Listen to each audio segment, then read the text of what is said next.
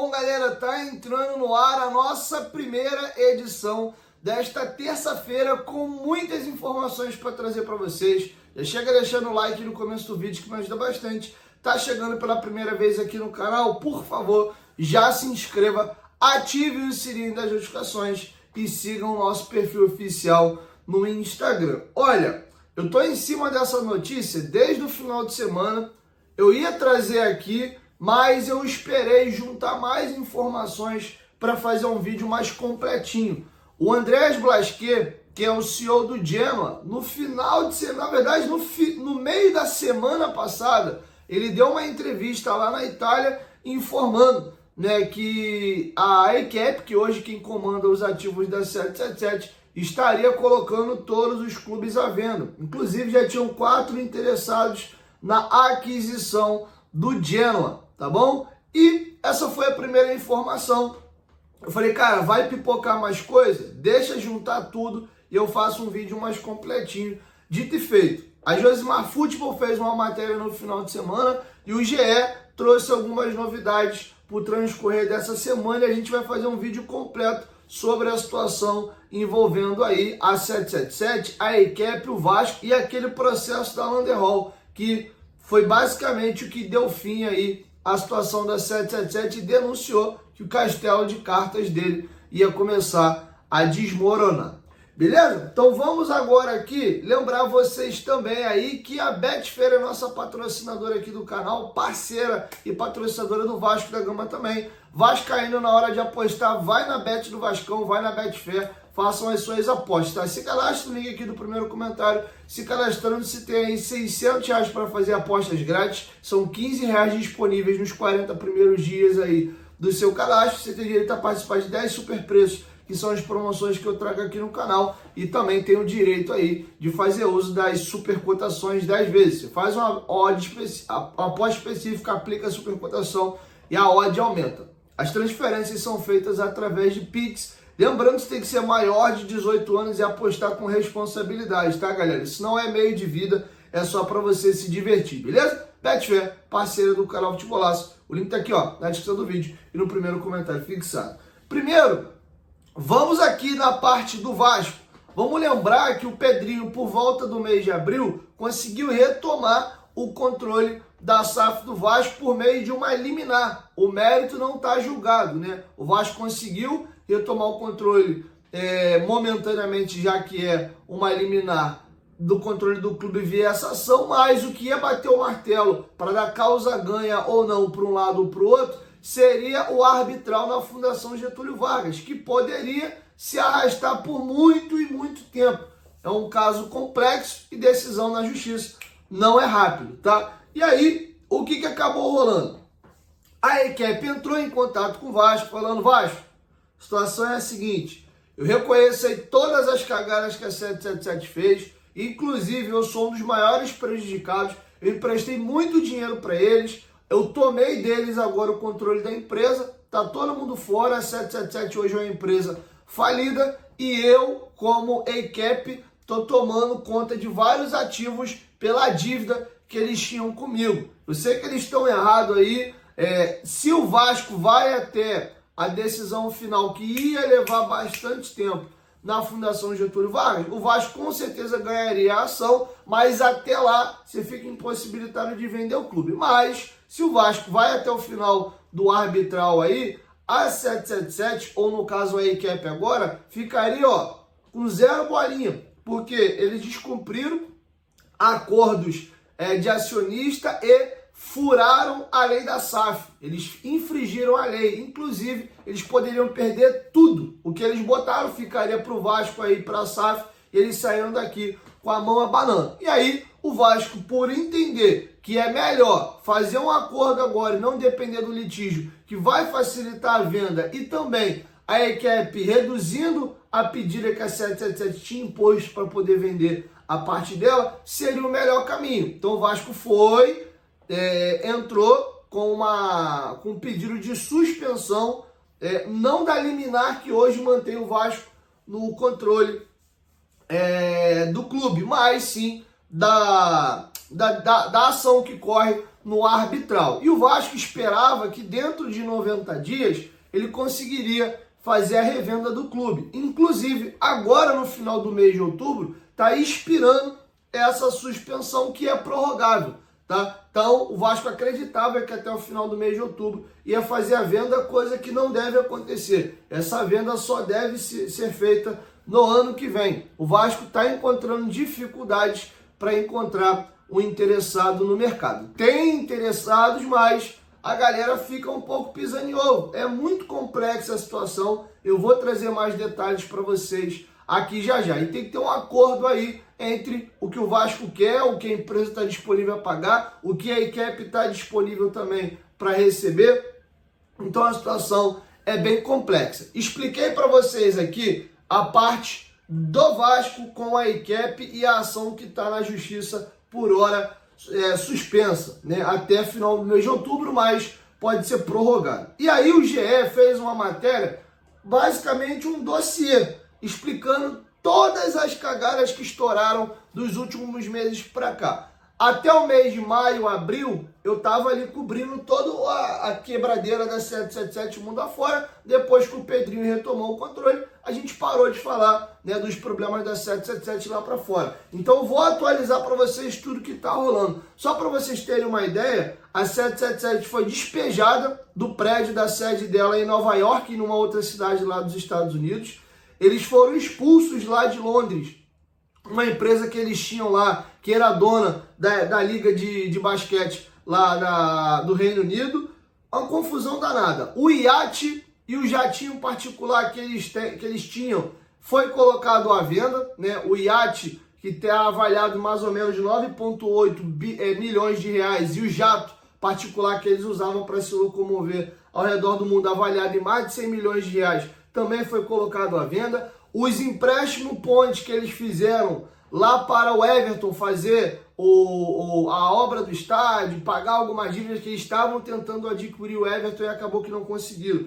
Eles tinham socado 1,2 bilhão lá. Para vocês terem uma ideia, a ICAP está pedindo 66 milhões de libras para poder meio que resolver a parada. Vai tomar um tubo enorme de prejuízo aí. Essa quantia dá mais ou menos 400 e poucos milhões de reais. O restante eles poderiam dar em ações aí, já que eles conseguiram achar um novo comprador para o Everton. Então a situação é muito complexa, muito delicada, e eles estão agora colocando todos os clubes à venda. O mais próximo de ser vendido é o Red Star da França, o dono da Atalanta da Itália, e tem uma participação também nas ações do Boston Celtics da NBA nos Estados Unidos, é o maior interessado. O Red Star, que veio da quarta para a terceira e para a segunda, conseguiu galgar bastante, é um clube tradicional, fica em Paris, né, lá na França, capital francesa, e eles têm interesse em adquirir. Mas qual é a problemática da situação aqui?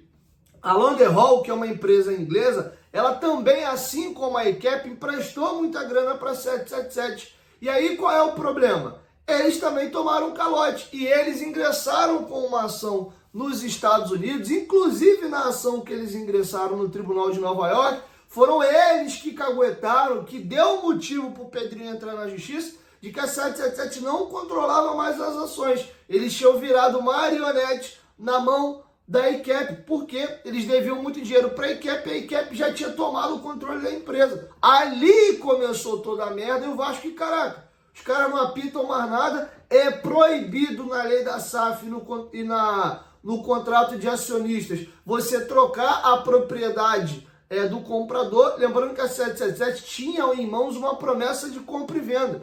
Eles estavam integralizando ao longo do tempo o acordo, eles não eram donos ainda. É como se você tivesse um imóvel financiado. Você tem a propriedade do bem, enquanto você está pagando o financiamento. Quando você quita, ele vira seu. Enquanto você não paga, ele não é teu, ele é do banco.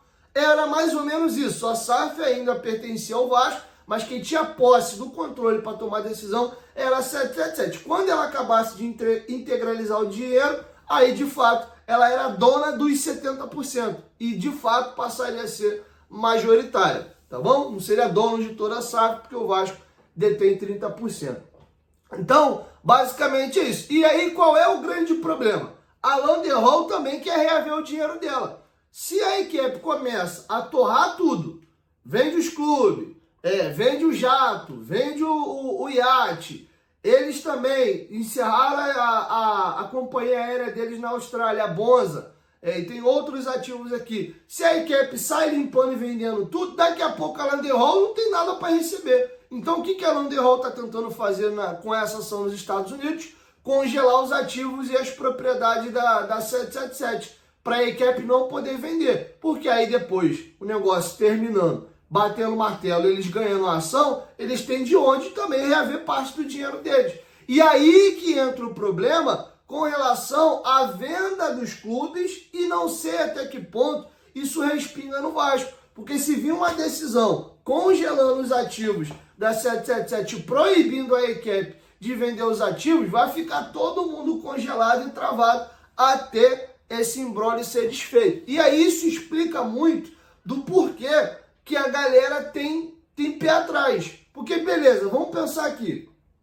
O Pedrinho e a equipe encontram um comprador pro Vasco, beleza? Ó, vai ser o Zezinho das Couve. O Zezinho das Couve, pá, chega no acordo, paga o que o Vasco quer, paga o que a equipe quer e beleza. Mas daqui a pouco, sai uma decisão lá nos Estados Unidos, ó, a Landerhol ganhou a causa, agora a equipe que está controlando vai ter que pagar. Ou ela vai ter que indenizar ou ver alguma coisa com a Landerhol, porque ela vendeu um ativo que pertencia a 777, que também era credora. Então, assim, a situação é complexa. Eu não sei se ela, a equipe, vai passar a ser solidária nas dívidas da 777, já que ela está assumindo os ativos, ou não. Estão pegando os ativos e as dívidas deles não tem nada a ver. Então, acredito eu que pode sim ter investidores com o pé atrás. Pô, cara, deixa essa parada resolver aí, e aí depois resolveu tudo, tá tudo amarrado, martelo batido, aí beleza, eu entro na parada. O que o Vasco conseguiu foi tirar o controle da mão da 777 da equipe e trazer para si. Pô, Diego, se o Vasco vai no arbitral, não era melhor? Ele vai lá, ganha a causa, a equipe a 777 perde tudo que eles pagaram e o Vasco fica livre. Em tese, não é ruim. O problema é quanto tempo isso vai levar. 1 ano, 2, 3, 4, 2 anos e meio. E o Vasco não vai aguentar sobreviver esse tempo todo sem uma nova empresa. Vamos lembrar que o Vasco vem se virando porque ele conseguiu antecipar alguns recursos. O Vasco antecipou a venda do Marlon Gomes perdendo um baita de um dinheiro. O Vasco foi avançando na Copa do Brasil. Tem um detalhe agravante enorme.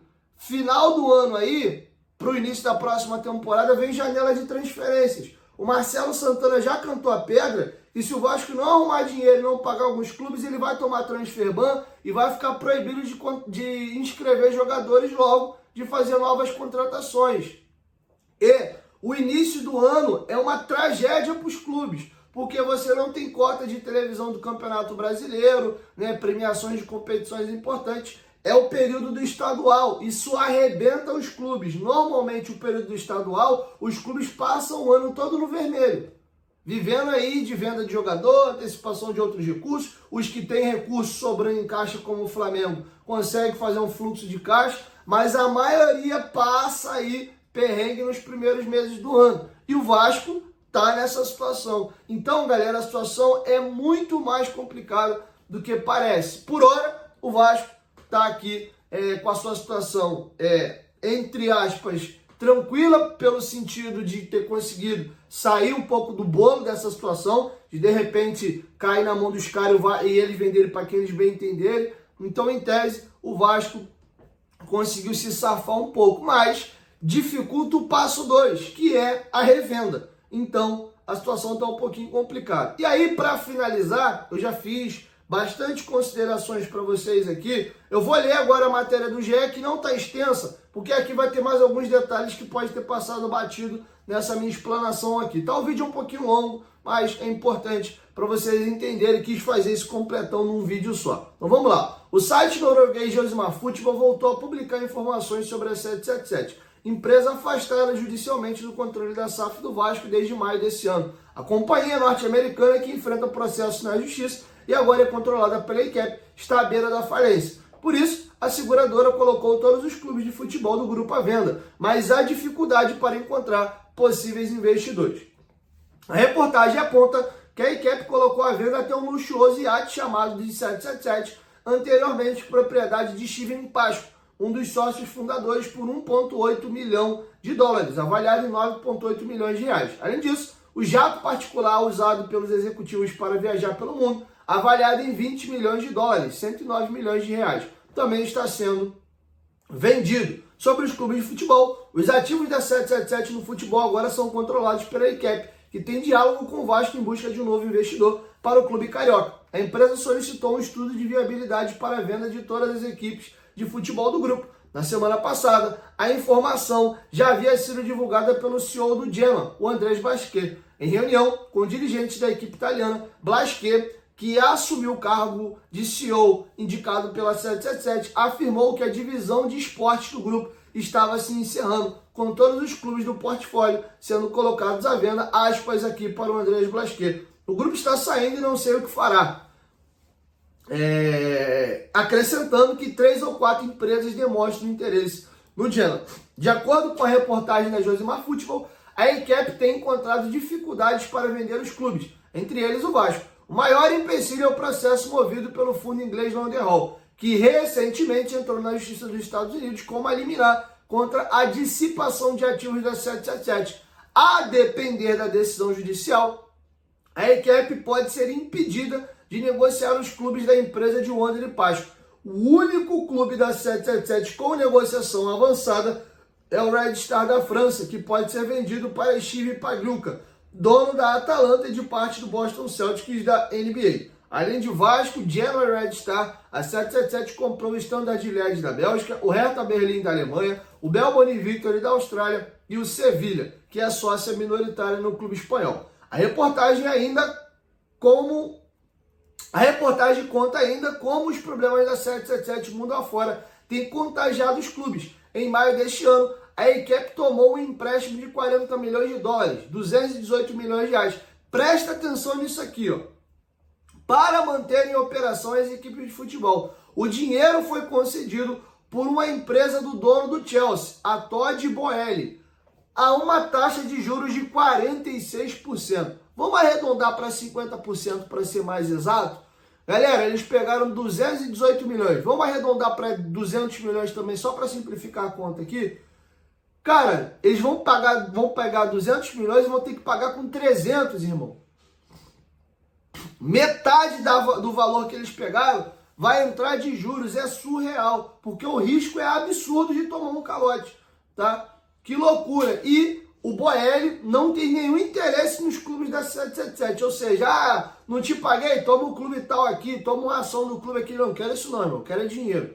Então, olha que situação a ICAP está nesse momento e os clubes da 777. Apesar das dificuldades, a ICAP tem pressa para se desfazer das equipes de futebol. Segundo a Josimar, a resseguradora aceitou receber imediatamente 66 milhões de libras, ou seja, 473 milhões de reais, pelos empréstimos feitos ao Everton, que superam 200 milhões de libras. Os caras emprestaram 200 e estão topando aí 66 milhões de libras. Que loucura! Avaliados aí o que eles botaram no Everton, 1,4 bilhão. Para ficar com a quantia de imediato, a ICAP topou que o valor restante fosse convertido em ações preferenciais na venda do clube inglês aos americanos do grupo Friedkin. E agora, o final da matéria. A 777 foi despejada dos seus prédios nos Estados Unidos. Recentemente, a 777 foi despejada de seus escritórios em Miami e Newport Beach por não pagar aluguel.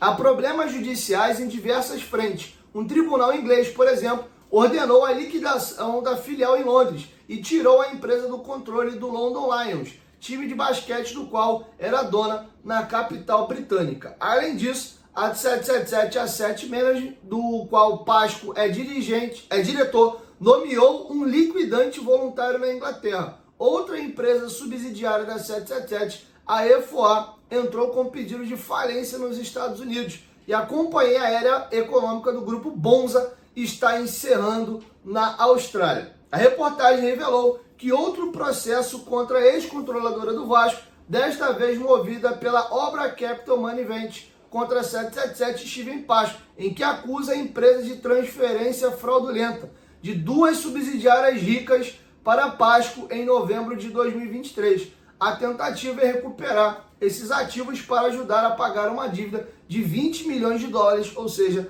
109 milhões de reais. Uma audiência sobre esse caso foi marcada para o dia 19 de novembro. Cara, que loucura! E a grande pergunta que fica, e é a que eu mais gostaria de saber, é qual era a intenção da 777 por trás disso tudo? Porque vamos entender que até os caras mexerem com futebol, eles tinham várias empresas até que davam lucro, mexiam com várias coisas, companhia aérea, direitos de transmissões aí de grandes eventos. Tinha um time de basquete que rodava bem, o London Lions lá Ô Jesus Cristo, lá na Liga Britânica de Basquete. Cara, os caras se meteram no futebol, quebraram tudo em 2 anos, mais ou menos aí 1 ano e pouco, 2 anos. Quebrou tudo, perderam a empresa. Cara, é muito estranho toda essa situação. Eu gostaria muito de que tivesse uma investigação criminal mesmo, para entender o rastro da movimentação e qual era a intenção desses caras. Porque parece que foi um bagulho maluco, assim, meio kamikaze, ó. De propósito, vamos só torrar, espalhar o dinheiro e é isso. Onde é que estão essas pessoas agora? Vão ser presos, não vão? Cara, é muito louco, muito estranho, não faz sentido lógico. Você não vê uma lógica por trás disso com relação a, não, cara, foi só um mau investimento mesmo. Eles achavam que comprando o clube iam aumentar suas receitas e tal, e como qualquer negócio, perderam a mão e deu M. Mas não, cara, é um bagulho muito megalomaníaco, assim, pega empréstimo aqui, pega empréstimo ali, pega aqui, pega ali. E o que é estranho é como que eles conseguiam pegar tanto empréstimo com todo mundo, assim, e qual era a intenção? Já que depois você não ia pagar, ia dar cano, tu não ia ter que perder os ativos tudo depois. É muito maluca, cara, toda a história. Enfim, para quem de repente entende um pouco mais aí da parte criminal, da parte de direito, deixa a sua experiência, a sua teoria, né, do que você acha que está por trás de tudo isso. Ou até você que é leigo mesmo, deixa a sua opinião aqui embaixo nos comentários. Agora, fica também agora aqui o questionamento. O que o Vasco, como instituição, dentro do seu conselho deliberativo e dentro dos seus muros, vai fazer com toda essa situação? A gestão do Jorge Salgado e seus pares venderam já sabendo? Tinha algum interesse por trás da venda para o 777? Ou apenas foram mais um dos enganados?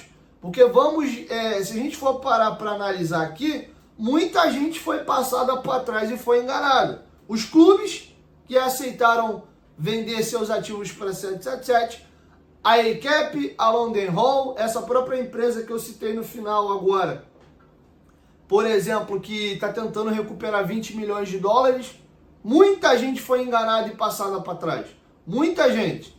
Então, assim, pode ser, não estou dizendo que o Salgado e a gestão dele não teve má fé. Só foram tapeados e passados para trás também. Vamos lembrar também que o contrato que foi feito também deu garantia para que o Pedrinho conseguisse retomar agora também as ações. Tem uma cagada para quem foi feito, mas tem algumas proteções, digamos assim, algumas coisas positivas no contrato nesse sentido. Então, assim, não sei, cara, eu não gosto, eu não sou dessa linha de julgar as pessoas. Já dizia minha mãe que o coração dos outros é terra que ninguém pisa, tanto por bem quanto por mal. Agora eu acho sim que cabe uma investigação. Isso sim, para a gente chegar até a apuração dos detalhes ali para entender de fato.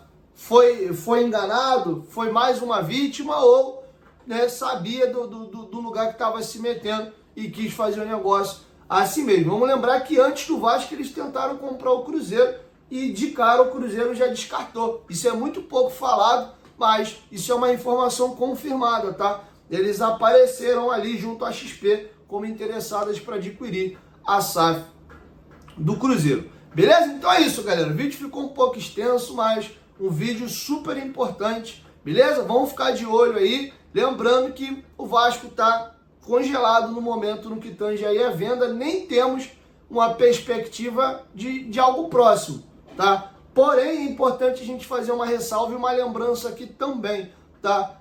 É melhor demorar para fazer a venda e quando fazer uma puta venda pro Vasco, né, seguir seu destino aí de forma brilhante e não ter mais estresse, do que fazer um troço às correria, a qualquer maneira, a toque de caixa e dar essa merda que deu. Lembrando que uma próxima merda pode ser fatal. Essa tá dando um merdelê danado, mas a gente conseguiu retomar o controle, a gente ainda vê alguma luz no fim do túnel para sair desse rolo aí. Uma próxima venda mal feita, pode ser que não dê tempo, espaço e margem para isso, tá? Então eu quero muito que seja refeito a venda. Inclusive, eu vejo, vira e mexe algumas pessoas falando assim, Fluminense tem uma dívida maior que a nossa e tá aí. O Fluminense vai ser vendido.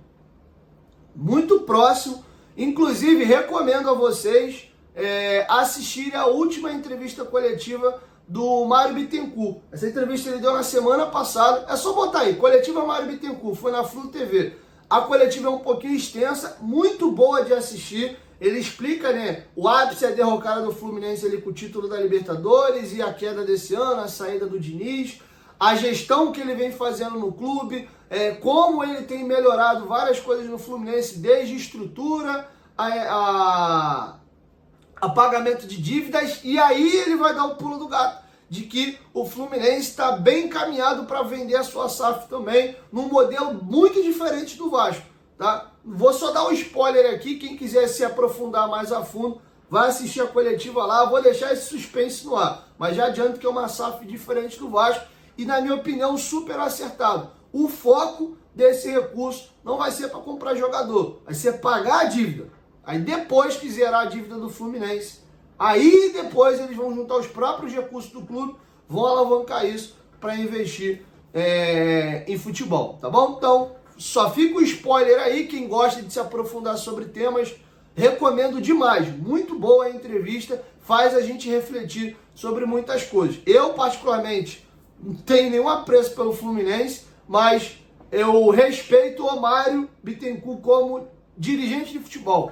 Acho ele um cara muito safo, águia, enxerga o clube dele de coração como algo muito importante e grande e tenta fazer do que ele espera e prospecta para o clube dele algo real. Mal comparando, o Eurico tinha um pouco disso. O Eurico achava que o Vasco era o maior clube do mundo, era o melhor clube do Brasil, logo o Vasco tinha que ter tudo que era de melhor. Ele sempre falava do Vasco e colocava o Vasco como esse clube. Eu vejo que o Mário Bittencourt tem isso. Eu acho que só quem consegue enxergar seu clube assim, normalmente é o próprio torcedor, a própria pessoa que tem um apego pelo clube, porque o mercado como um todo olha o momento, né? Olha a história como um todo, mas normalmente a gente prospecta que o nosso clube é sempre o maior, tem um potencial de estar lá, talvez esteja numa fase apenas em um momento ruim, tá bom? Então, enfim, fiz uma salada aqui de fruta aqui, passei sobre todos os temas possíveis, o vídeo está bem completo, então espero que vocês assistam aí todo, tá bom? E deixa aqui embaixo nos comentários o que vocês acharam. E você que chegou até o final do vídeo, ó, cheguei até o final, comente aqui embaixo também para mim saber quem foram os guerreiros aí, beleza? 1, 2, 3, futebolaço, tamo junto família, e logo mais eu volto com a segunda edição. Tamo junto.